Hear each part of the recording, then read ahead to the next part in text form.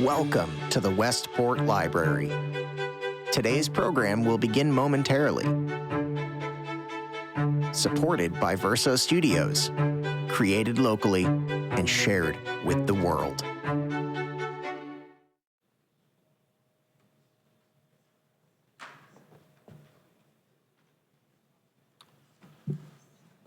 Good evening, everyone, and thank you so much for coming. I'd just like to begin the program with a brief moment of silence for the people suffering from war, drastic human rights violations, famine, and poverty, and many other things in the world that the UN is trying to address. So just a brief moment of silence.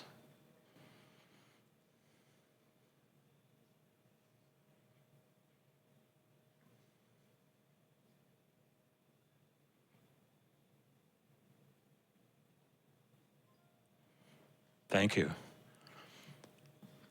My name is Bill Haas. I'm president of the UN Association of Southwestern Connecticut, which was founded by Ruth Steinkraus-Cohen, after whom this lecture series is named. And our business is basically to promote international understanding, international friendship, and knowledge about important global issues, and also to build support of the vital work of the UN in the area of peace, peacemaking, peacekeeping, human rights, promoting human rights, and fostering economic and social progress around the globe. There's more information in the little program we've handed out. If you want to go on the website, you can use the QR code that's in that, or contact me directly. And I think what I'd like to do now, because we have a different program this year, we have an additional video. It's about 9 minutes long. It's celebrating the UN's 80th anniversary. The UN was founded in 1945, and so we want to highlight some of the achievements of the UN, and we thought one of the best ways to do that was in this video that was produced by United Nations headquarters. So we're going to start, first of all, with the Secretary General's message for UN Day, which is tomorrow. We got lucky because we can show it a little bit early. And then right after that, we're going to have the UN at 80 video. After that, Maggie Mudd, our colleague on the board of directors of our organization, will introduce our speaker. And then Mr. Saunders will speak. And after that, we will have questions and answers from the audience. So please, think about your questions. Even if you haven't written them down yet, start thinking about it. Maybe there are things you don't know about the UN that you'd like to ask. And then we'll pass those cards to the aisles. People will pick them up, give them to Maggie and Jennifer, and she will ask the questions. So no one else, I won't be back on the podium here. I will follow the order of the program. It'll be very quick. Thank you. We, the peoples of the United Nations. These are not just the opening words of the United Nations Charter. They define who we are. The United Nations is more than an institution. It is a living promise, spanning borders, bridging continents, inspiring generations. For 80 years, we have worked to forge peace, tackle poverty and hunger, advance human rights, and build a more sustainable world together. As we look ahead, we confront challenges of staggering scale, escalating conflicts, climate chaos, runaway technologies, and threats to the very fabric of our institution. This is no time for timidity or retreat. Now more than ever, the world must recommit to solving problems no nation can solve alone. On this UN Day, let's stand together and fulfill the extraordinary promise of your United Nations. Let's show the world what it is possible when we, the peoples, choose to act as one.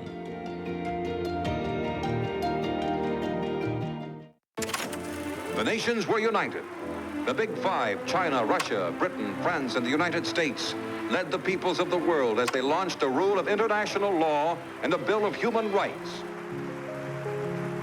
In the aftermath of the Second World War, the UN really was an expression of hope, and it was the birth of the international community as we know it today. It was the first time we started having an expectation that there is such a thing as a shared humanity, that we have universal laws, universal norms, and that the international community should come together and work together on the problems that we face. I think to people it represented the idea that this is something that is a global project and that everyone has a stake in. I think that is probably the biggest achievement of the early years, creating those expectations that the UN and states and people have tried to live up to ever since.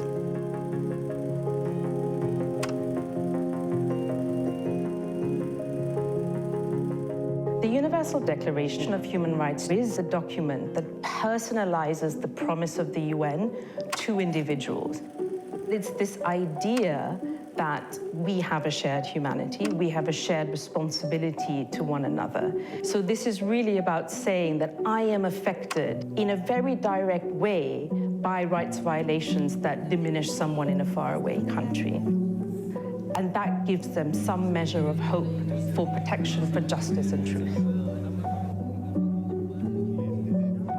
In those early years, peacekeeping was very much about monitoring an armistice agreement, the withdrawal of troops. These successful armistice negotiations have demonstrated conclusively the ability of the United Nations to mediate a serious conflict and to avert a dangerous threat to the peace. That is a model that's been hugely successful. It helped to deliver peace in places like Namibia, El Salvador, Colombia, Sierra Leone. But I think today it is a model that is harder and harder to implement. It's also really hard to find funding for those missions. We spend about $7.5 billion a day on war and on our militaries. We spend that a year on peacekeeping across the world. The eradication of smallpox is a defining achievement of the UN. It was about engaging the scientific community to develop a vaccine, but how do you mass produce that? How do you store that? How do you transport that? It was a logistics issue. You needed to have not just doctors and nurses, but community workers. It was a whole of society effort. And I think that represents what the UN can do at its absolute best. The UN's role in advancing women's rights, empowerment, and gender equality has been really transformative. My dear friends, I would like to welcome you. It is the first intergovernmental meeting in the world where women form part of virtually every delegation. In 1995, there was a landmark UN conference on women where states adopted something called the Beijing Platform of Action. If you look at how many more millions of girls are not just going to school, but are completing 12 years of education, you look at the attention that people now pay to issues like modern slavery, trafficking, sexual violence in conflict. So there are huge advances that we have seen over the decades in terms of literacy, political inclusion, economic inclusion. I think it's been really transformative. Will those in favor of the draft resolution please raise their hands? One of the criticisms we hear of the UN is that it is a talk shop. I actually think that's one of its most important functions. This is one of the only spaces where countries can continue to come together and interact, regardless of how terrible their bilateral relations may be or whatever issues they're facing. It forces them to come together. And I think that prevented, on a number of occasions, things from getting very, very bad, probably prevented some kind of nuclear confrontation. The fact that the Cold War remained cold is something that we can credit the UN with. We stand ready to take the next steps down the road of cooperation through verifiable arms reduction. The Millennium Development Goals were transformative on many levels. You have a series of very specific goals around which countries can coalesce. That means they can align their national priorities, their national resources with a global endeavor. The fact that you have clear, measurable goals also means that the people in those countries are then able to hold their governments to account in a very specific way with reference to an international framework. The number of people living in extreme poverty was halved. School access grew massively. You got millions more people in school. Maternal mortality was slashed. So I think we saw what a coordinated push around some very specific issues can achieve. In the past decade, we've seen the Paris Agreement on climate change, the Sustainable Development Goals. It is so decided. The Sustainable Development Goals, I think, were one of the highlights of the past decade. It represented the will of governments to come together, but it was also a huge public consultation and engagement exercise. People care about what is agreed at the UN. And I think most people know that their government can't just solve climate change. Most people know that things like misinformation, pandemics, they cross borders. There's no way that their government can do it alone. We saw some of that again during the COVID-19 pandemic, when you really had different sections of societies, different parts of the UN come together to say, this is our action plan for halting the spread of COVID, testing, developing vaccinations, but also how do we respond to the economic impact of this crisis? How do we respond to the social impact? So again, I think it was a really good example of what the UN can achieve. And as long as the need is there, you do need to have an organization like the UN that can work not just on these individual issues, but actually look at the links between them. Ultimately, governments have to deliver for their people. And the UN, multilateralism, these are tools for governments to deliver for their people.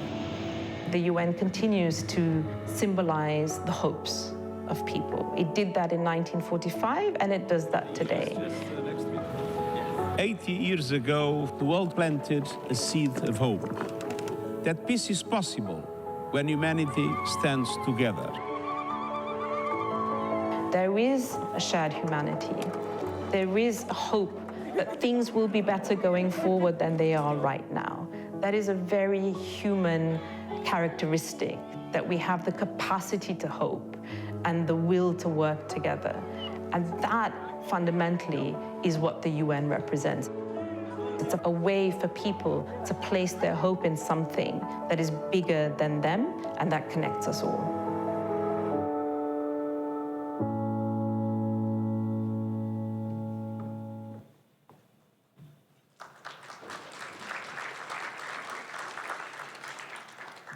Good evening and welcome to the Westport Library. I'm Maggie Mudd, a board member of the United Nations Association of Southwestern Connecticut.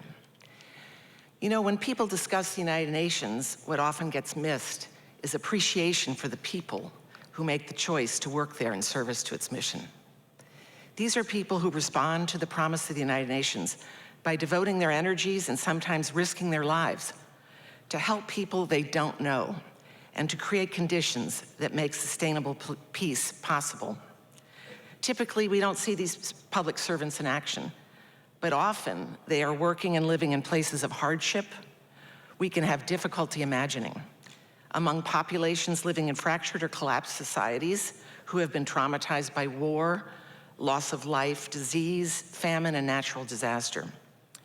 Places with dysfunctional governments, or no government at all, with power held by competing ethnic or political groups.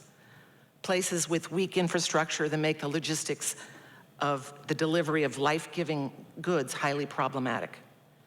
Places where the common bonds that once tied people together often have been ruptured. It is frequently very dangerous and demanding work, requiring tireless effort and causing considerable discomfort. One such person doing this work is Under Secretary General Christian Saunders, whom we are fortunate to have with us tonight to discuss the UN's challenges and future possibilities at a time of overwhelming need. In his over 30 years in international affairs, Mr. Saunders' career has been defined by significant humanitarian and field experience performed in some of the world's most challenging settings. A British citizen, Mr. Saunders began his career with the UK's Save the Children Fund in Sudan and in Mozambique. His United Nations career has included assignments in Gaza with the United Nations Relief and Works Agency for Palestine refugees in the Near East, known as UNRWA, in the Office of the United Nations High Commissioner for Refugees, in peacekeeping, and with the United Nations Population Fund.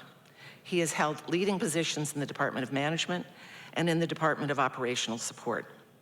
For the last 3 years, Mr. Saunders has been the Secretary General's Special Coordinator on improving the UN's response to incidents of sexual exploitation and abuse. Throughout Mr. Saunders' UN career, much of his work has been focused on reforms leading to improved organizational effectiveness and efficiency. Mr. Saunders will speak and then take questions from the audience. Mr. Saunders, the floor is yours. Thank you.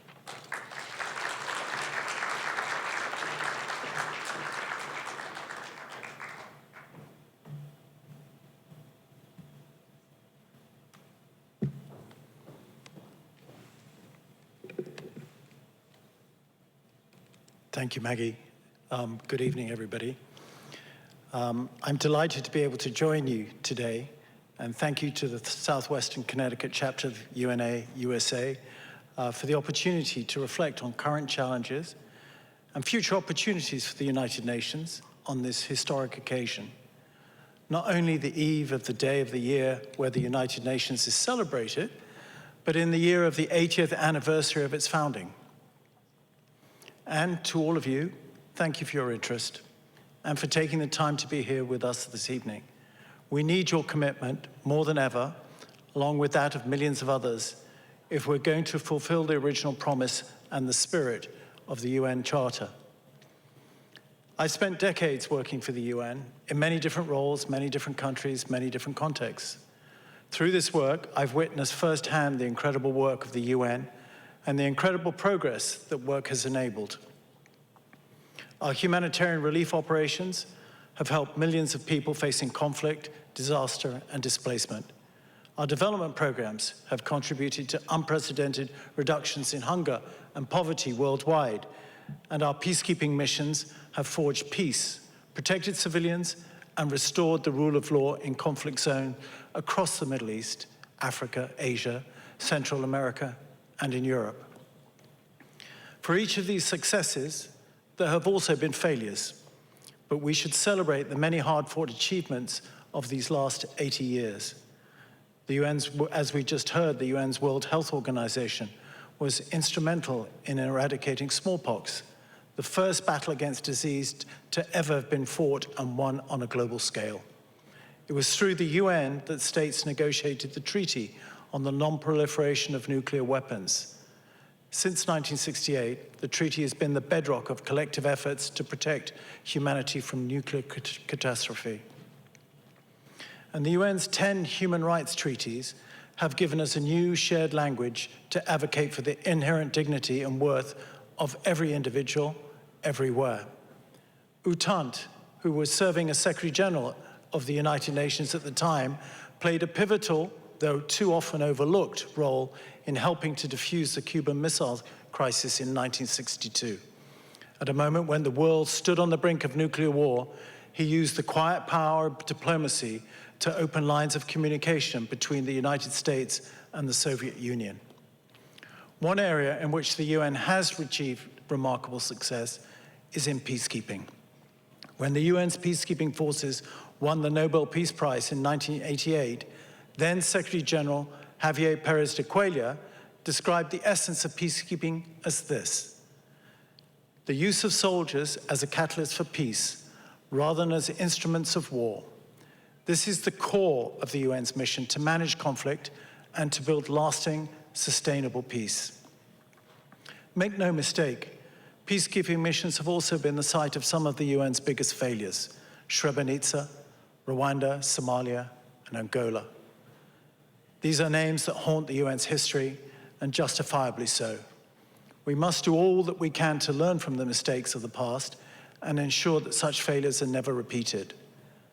But why do we carry on with peacekeeping missions in the face of past failure? The answer is simple. The overwhelming evidence is that peacekeeping works. Research from 16 peer-reviewed studies has shown that the blue helmets significantly reduce civilian casualties, shorten conflicts, and help peace agreements endure. And we can see this in the lessons of history. In the aftermath of the genocide in Cambodia, the UN implemented a ceasefire and oversaw the return home of more than 360,000 refugees, many of whom had been left destitute in camps on the border with Thailand. When the UN led a democratic election in 1993, more than 4 million Cambodians cast their ballots, a voter turnout of nearly 90%. Between 2004 and 2017, when the Ivory Coast was racked by civil unrest, the UN oversaw 2 free and fair elections and supported social cohesion projects that decreased intercommunal conflict by 80%. And in Liberia, where 2 brutal civil wars had led to some 250,000 deaths, the UN disarmed and reintegrated more than 100,000 former combatants and oversaw 3 peaceful elections. The first 2 of these elections resulted in a victory for President Ellen Johnson Sirleaf, the first woman in Africa to be elected president. We should celebrate what these achievements represent: the promise of international cooperation, of multilateralism, and of a world governed by shared norms and values, not might is right. At its core, the United Nations was created to solve problems that no nation can solve alone. Every country benefits from its existence. Nonetheless, it is evident, both to me and I'm sure to many of you, that the world of today is vastly different from that of 1945, the year of the UN's creation. For all its achievements, the UN must continue to evolve to meet the realities and challenges of our time. This was clear and this was a clear and recurring theme voiced by many participants during last month's meeting of the UN General Assembly in New York. It would be easy to dismiss such calls for reform or to regard them as efforts to diminish the organization's work. However, we have to approach them with openness and discernment. While some criticisms may be advanced in a spirit that is less than constructive, many others reflect genuine concern and a desire to strengthen this indispensable institution. Most importantly, most of us who remain deeply committed to the UN's founding ideals have a special responsibility to engage with these perspectives honestly, thoughtfully, and with a view of renewal. For the remainder of our time together, I want to offer 3 reflections on what the path forward towards reforming the UN could look like. First of all, we need a UN that is capable of addressing the emerging challenges that will define the next 10, 20, and even 80 years. We've made some progress on this front, and in recent times, the UN has brought together people from every corner of the planet to confront these problems, from climate change to nuclear proliferation, artificial intelligence, and the escalating number of conflicts fought in new ways and with new weapons. However, and crucially, the UN has to go beyond merely convening people to talk about these issues. It has to persuade countries to make meaningful, concrete progress towards solving them. The UN's response to climate change is one area where major victories and persistent challenges collide. Since 1988, the UN's Intergovernmental Panel on Climate Change has brought together the world's leading climate scientists to determine the state of global knowledge on climate change and to provide policymakers with evidence and options for action. And forums like the UN Framework Convention on Climate Change, which organizes the annual COP climate meetings, have created space for dialogue and negotiation on a global scale. But despite the existence of these forums, we learned just last week that we have passed the first in a series of catastrophic and potentially irreversible climate tipping points. The collapse of the world's warm weather coral reef systems, The 160 climate scientists who led that report described a world as a new climate reality. What the report also shows us is that making global cooperation possible doesn't mean that states will, in reality, cooperate. How do we create an institution capable of meeting challenges like climate change? This leads me to my second point. To my mind, the creation of a UN that is fit for the future begins with institutional reforms to build a truly modern, representative, multilateral system. Many of the UN's decision-making structures are relics of its origins in the aftermath of World War II. Nations were in ruins, countless millions were dead, and the world desperately wanted peace. It was in this context that the architects of the UN created an institution that they hoped would prevent the horrors they had lived through from happening again. This mission is timeless, but its structures must evolve. 80 years later, we have a multilateral system where the victors of World War II are still afforded special powers of influence and decision-making, where institutions are still dominated by Western powers and exclude the rest of the world, and where the disagreement of a single country can block collective action. Let me put it simply, this system is no longer working. Instead of clinging to the past, we need to seize the opportunity to build a system capable of confronting the challenges of the future. This isn't the first time that the UN has been called upon to reform and to democratize. In 1945, the men and women, but mostly men, who gathered at the San Francisco conference to draft and sign the UN Charter represented just 50 countries. The rest of the world, more than 750 million people, almost a third of the world's population at that time, was still under the rule of colonial powers. Since then, more than 80 former colonies have gained independence and become members of the UN in their own right. They have changed the institution for the better, advocating for the sovereign equality of all states, for an end to economic colonialization, and for concrete action on climate change and sustainable development. Today, the UN represents 193 countries, not just 50. If they truly work in solidarity with one another, we can create a safer, healthier, fairer world for us all. My third reflection is this. Beyond countries, we also have to rectify the historical, ongoing exclusion of particular groups of people from power and decision-making in global politics.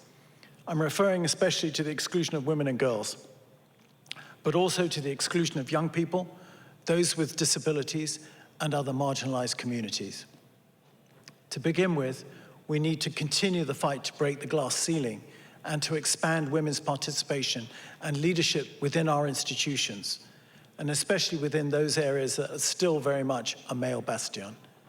I think we also need to continue to shift power and influence towards local communities, because the people closest to the issues are also those best placed to find solutions. In my current role as the Secretary General Special Coordinator on improving the UN response to sexual exploitation and abuse, I'm deeply aware that making participation count is more important than merely counting the number of women represented.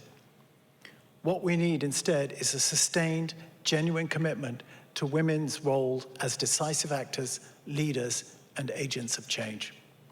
There are many, many areas in which the United Nations is engaged, and thousands of mandates on just about every issue you can imagine, and then some.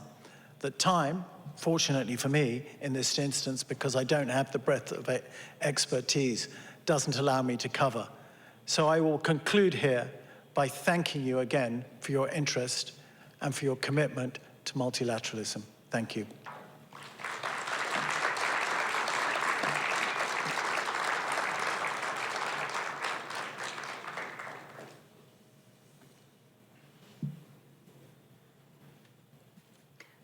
Sorry, I'm a little late with the questions. I'm asking questions that were written by the audience earlier. Is it true that at least 12 staters of the UNRWA were directly involved in the Hamas October 7th attacks?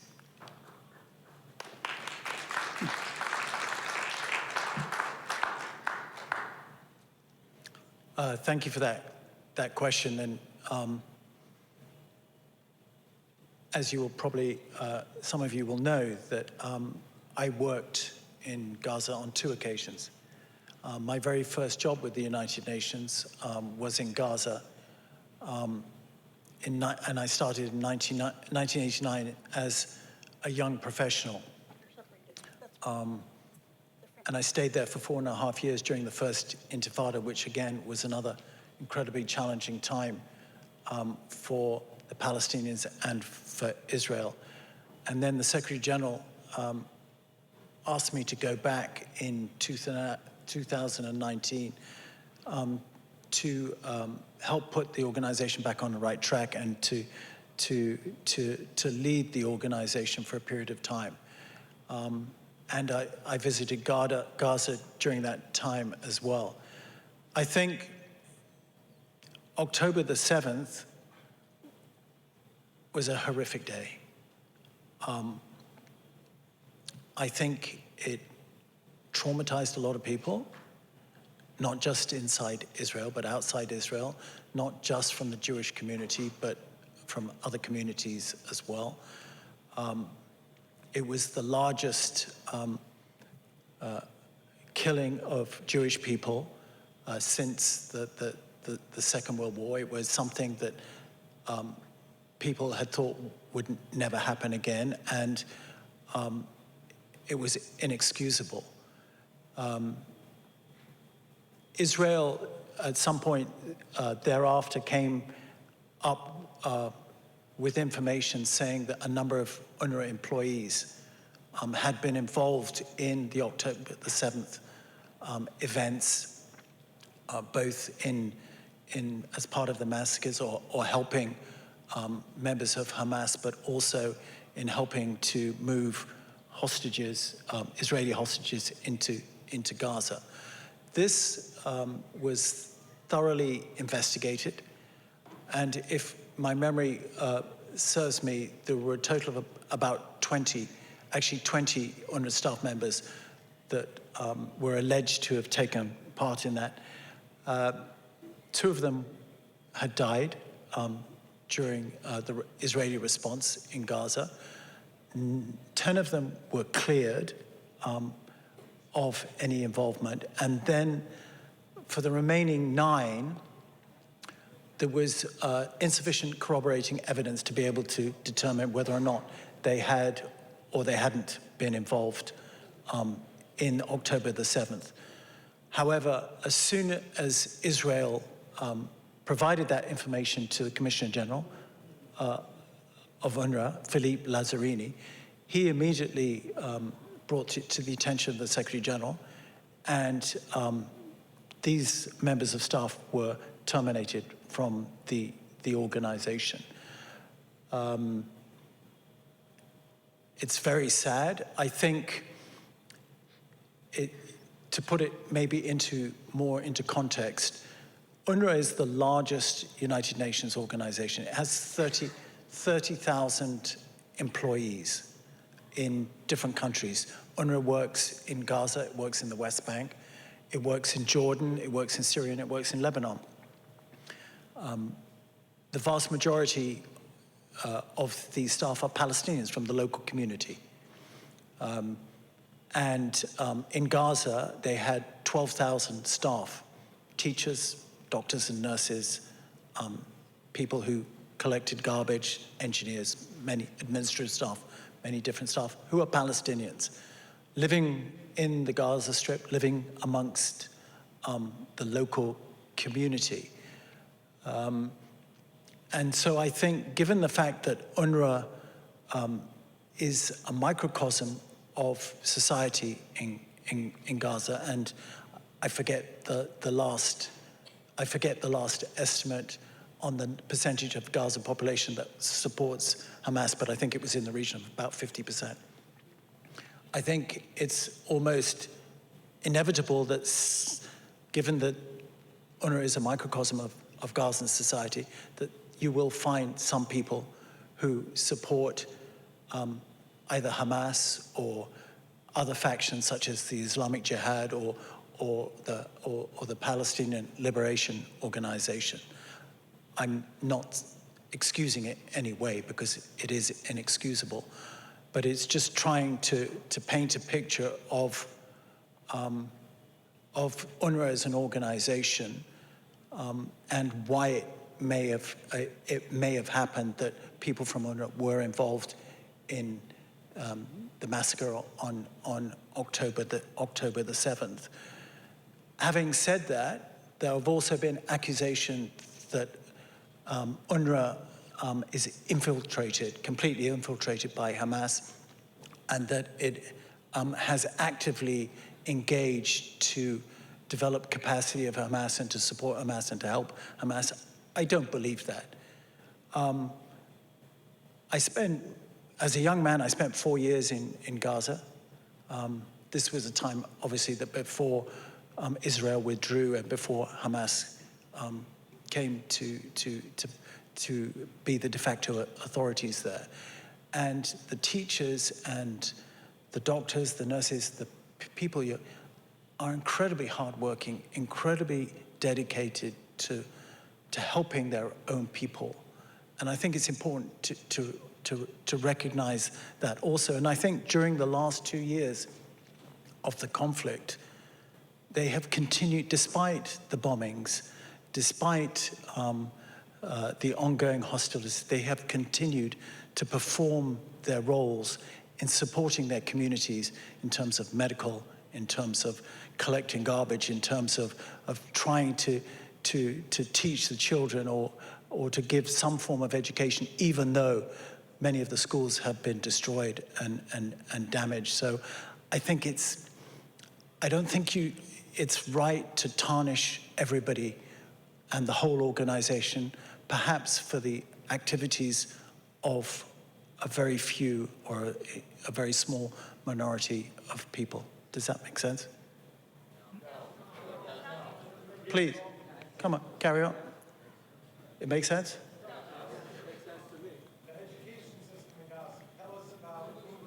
Excuse me, I'm going to ask that I am the person that asked the questions, just so that when we have the recording, everybody can hear. Thank you. What are the odds that the next UN Secretary General will be a woman? So, great question. Whenever I talk about the new Secretary General, in public, I always refer to her as she, in the hope that it'll stick and that people will automatically assume that it's going to be a woman. I hope and I think it will be a woman, although I don't know how much you know about the process, but the Permanent Five have to agree really on the candidate. And the Permanent Five are those who were the victors after the Second World War. So it's the US, it's the UK, it's France, it's China, it's Russia. And we live in a patriarchal world. And I have to say, I think women's rights have taken, over the last couple of years, have taken a backwards turn, and we have to do everything we can in order to reverse that and to keep pushing forwards. I believe it should be a woman. I hope it should be a woman. Of course, there are many great women candidates. Let's see. We can keep pushing. Thank you. How will the UN address the issue of lethal autonomous weapons, or AI in weaponry, when they are such a deliberate show of a moving body? Sorry. I'm trying to read somebody else's handwriting, folks. Let's start with, how will the UN address the issue of lethal autonomous weapons? For the UN to address the issue of anything, including lethal or autonomous weapons, it requires cooperation of the different states, the 193 member states, and particularly those who are building these weapons. There is a real drive within the UN in order to have some governance around these types of things. If I'm frank, and I'm usually frank, I don't think there is the will at the moment and the cooperation to put in place a global governance structure for those types of weapons. But that's doesn't mean to say that it won't happen. I hope it will happen. It needs to happen. But it needs the cooperation of states in order to make it happen. And I see the polarization, and I don't see that cooperation at this point in time. Okay. Palestinian refugees are the only group that never lose their refugee status and phenomenal benefits paid for by the UN. For Palestinians, being a refugee is an inherited status, a privilege not given to any other group of refugees. For a Palestinian, even if you are a legal citizen of a country, for the US, for example, and even if you are a multimillionaire, you can still retain your refugee status and your UN benefits. How does the UN justify this gross bias in treatment of Palestinian refugees versus any other group of refugees? Again, thank you. It's a great question. I think it's important to be aware that when you say the UN in a lot of instances, like, for example, the Human Rights Council, like the General Assembly, is not the civil servants such as myself that implement a lot of the programs and whatever. It's the member states. It's the countries of which the US is a member state that determine the resolutions, the mandates of the UN, what we do. And the resolution governing Palestinian refugees, when it was decided back in, I think in 1949, determined that it would remain until there was a durable solution. And there is not yet a durable solution to the Palestinian issue. And until there is a durable solution, unless the General Assembly, so unless the 193 member states decide to change the mandate and the status, then they will remain as refugees. Can the UN do its work without American financial support? I think the UN can do its work,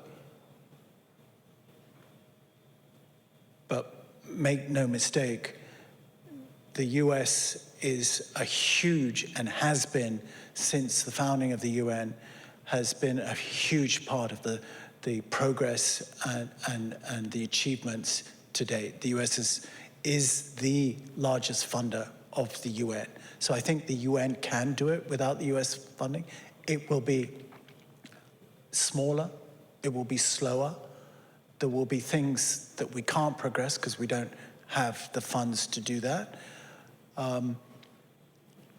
The generosity of the US and the American people is well known. You just have to look at social media and the news to see the things that the US has done over the last 80 years. So it's hoped that the US will continue to contribute in the same levels as it has up to now in the UN, into making, as I said, into making the world a better place. Because the US, not just the funding, but also the US know-how is essential to progress. Okay. Given the veto power restricted to the 5 permanent members of the Security Council, which prevents any significant peace proposals being enacted, how do you see the UN's continued relevance?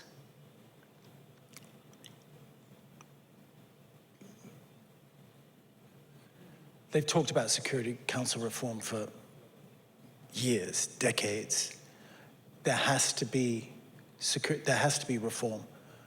we cannot continue to have a structure where one member is able to veto progress, is able to veto interventions to save people's lives, to stop wars and conflicts.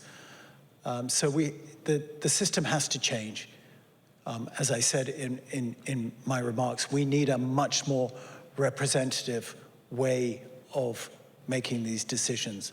One member state cannot stop an action that is clearly to the benefit of a particular country, a particular vulnerable community, and that's the bottom line. It has to change. And it also has to be representative. The world is not 1945. It has to be representative of the emerging powers around the world. I won't name them because that'll probably get me into trouble, but I think you all know which ones they are.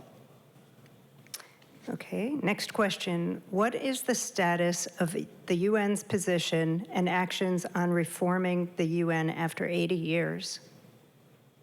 Okay, so there are three work streams that, and the Secretary General, I think, briefs on a regular basis, 3 work streams. One is looking at the organization itself and how we can make the organization more effective and efficient.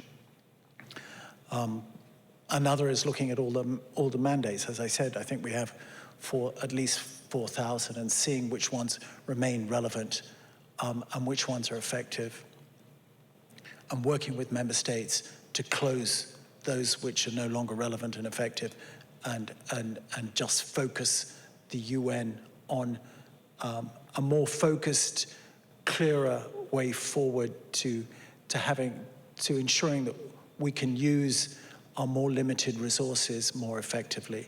And then the last one is looking at structures and the way the UN is structured to be able to respond to the needs in the world.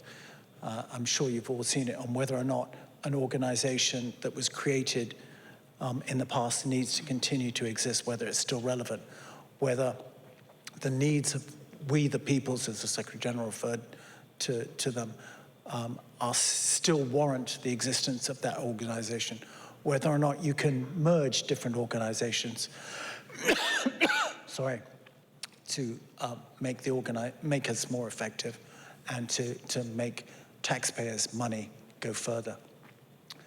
I think we're quite far along. A lot of work has been done over the last 6 to 8 months.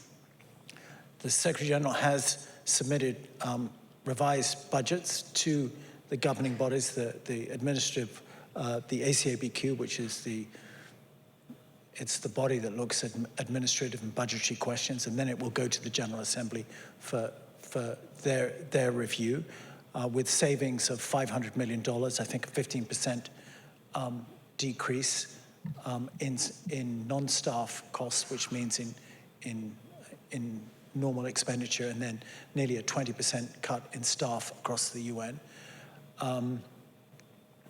Peacekeeping missions, because of the reduction in the money that the US has provided, and because of the liquidity situation of the UN, have been asked to decrease by 25% their expenditure, which includes sending some troops home, letting some staff go, and reducing expenditures across peacekeeping. It'll make peacekeeping, those particular peacekeeping missions, I suspect, less effective, less able to respond when they need to respond, but it's a fact of life.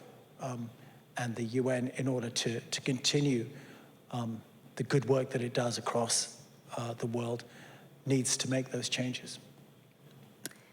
Why does the UN only focus on Israel when there are so many other countries that have made human rights abuses? This is clearly anti-Semitic.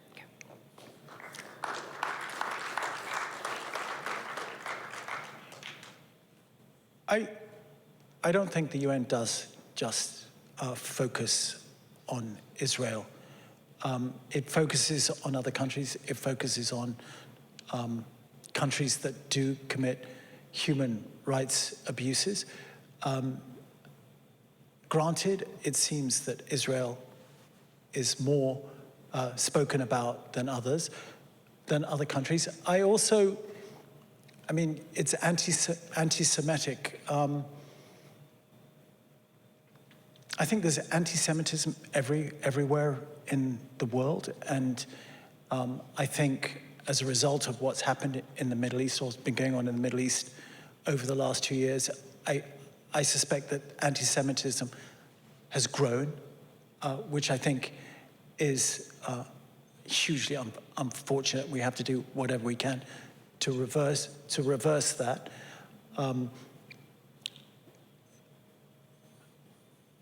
I think perhaps because of the way, I would say probably because of the way the Palestinians have been treated by Israel is probably why there's a stronger focus on that, and because it's an incredibly complex issue that hasn't been resolved now for 80 years, but it's an incredibly emotive issue for many countries, for Israel, for the US, and it's high time that we did solve it along the lines that the UN holds on this issue, and that's a two-state solution on pre-1967 lines with Israel and Palestine living side by side in peace. And I think President Trump is trying to work along those lines with his recent peace plan. It's not perfect by any means, but it has stopped the conflict for the time being. It has enabled a lot of assistance to enter Gaza and to continue to enter Gaza, to in many instances, to feed the Palestinians because there was hunger in Gaza over the last few months. How does the UN plan to handle the rise in global anti-Semitism and actions by radical Islamic organizations around the world? It's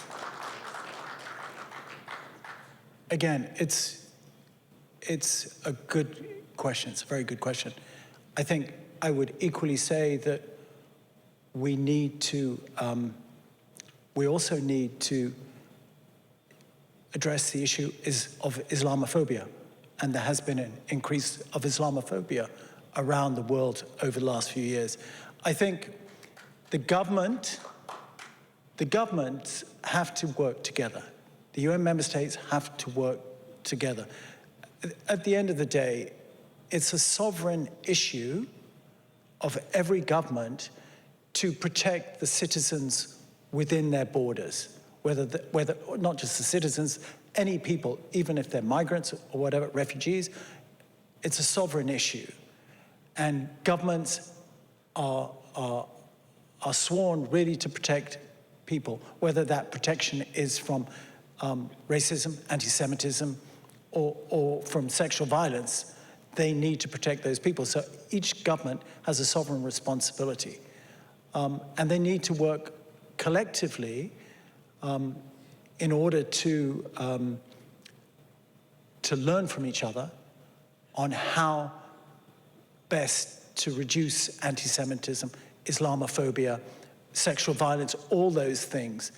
And it's through organizations like the UN and multilateralism that can happen. Okay, final question.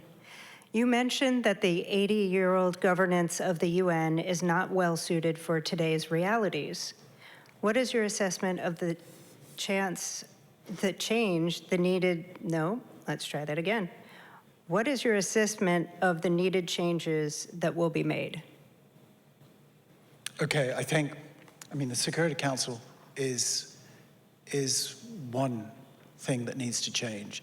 I think in terms of decision-making, in terms of resolutions, mandates, the way forward, we need a system that does not allow one member state who is not in agreement to move forward. So I would say Some things that in the past perhaps have been at the discretion of the Security Council need to move to the General Assembly, so that when there is a majority of states that are in favor of a particular action,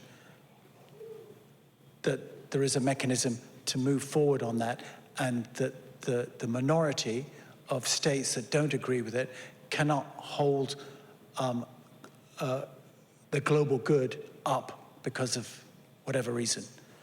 I think the first thing we need to do is we need to have a consultative process with we the peoples. I think the UN needs, the UN was founded to respond to the needs of the people. And we need to find, to my mind, we need to ascertain what are the needs of the people? Where do they want to see the UN focusing its efforts moving forward? Youth, I think, is a good example. We have to have much more involvement of youth in the decision-making process. Equality is a no-brainer. I still do not understand how in 2025 we do not have real equality between men and women. And women are still, for example, paid less than men. In recent peace processes, even though informally behind the scenes, women's groups do a lot of the heavy lifting, in the formal peace processes, recent times, there wasn't a single woman on the committees and the teams that negotiated peace. That should tell you there's a problem. Thank you so much for coming out here, Mr. Saunders. Thank you to the United Nations Association of Southwest Connecticut, and thank you all for coming out to hear more about the UN and what it's doing in the world. Thank you very much.